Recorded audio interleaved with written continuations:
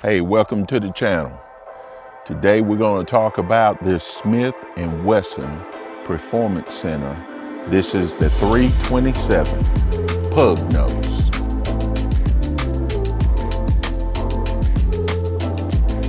Eight shots of 357 Magnum. I called it my precious metal gun because you have stainless steel, you have scandium and aluminum all configured in here. This one is sporting some Badger custom grips. And these are also some custom grips with the Smith & Wesson logo. Now, Andrews Leather made this holster for it. This is called the Carjacker holster. It wears cross draw on my left side since I'm right-handed, and it's got a retention screw on it and it just pops right out when you need it. This is considered, I guess, one of their specialty revolvers. It is a handful of lightweight 357 Magnum. Now, if you live in one of those less than free states where you're limited to 10 round capacity, this is a great carry option for you. Nobody can argue with the power of 357 Magnum, even out of the short barrels, okay?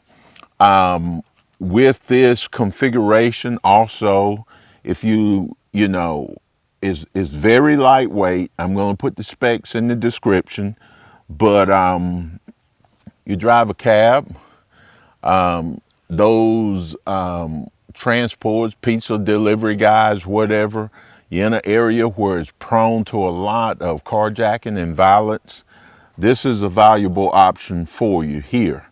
Firing a 357 inside of a vehicle, though, I must tell you, I've done it before. It is a life-changing event.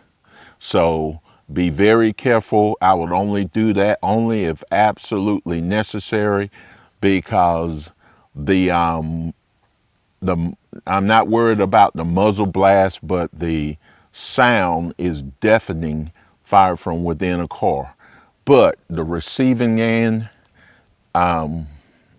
there's just no doubt about what a 357 Magnum will do.